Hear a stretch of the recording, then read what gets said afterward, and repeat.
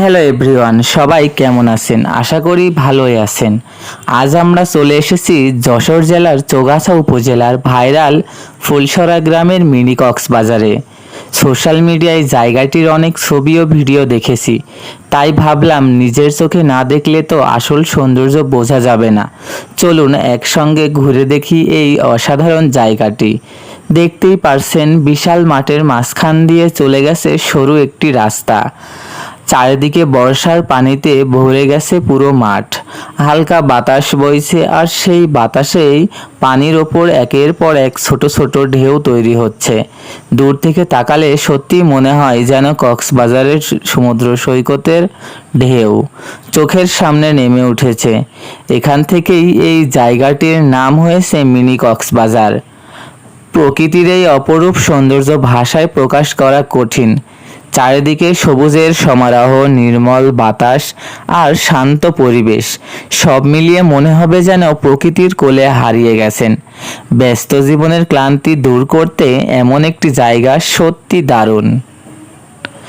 দেখুন, ছোট ছোট শিশুরা পানিতে সাঁতার কাটছে, খেলাধুলা করছে। তাদের হাসি আর আনন্দ পুরো পরিবেশকে আরো জীবন্ত করে তুলেছে। এমন দৃশ্য দেখলে শৈশবের স্মৃতিগুলো যেন ফিরে আসে। এই জায়গার জনপ্রিয়তা এখন অনেক ভাইরাল। প্রতিদিন হাজার হাজার দর্শনার্থী এখানে আসছেন। শত শত মোটরসাইকেল, প্রাইভেট কার ও অন্যান্য যানবাহনে মানুষ ভিড় জমাচ্ছে এই মিনি কক্সবাজারে।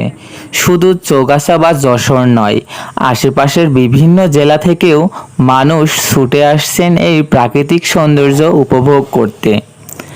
আপনারাও যদি বর্ষার প্রকৃতিকে কাছ থেকে অনুভব করতে চান, পরিবার কিংবা বন্ধুদের সঙ্গে একটি সুন্দর বিকেল কাটাতে চান, তাহলে অবশ্যই একবার ঘুরে আসুন এই ফুলসরা গ্রামের মিনি কক্সবাজার থেকে।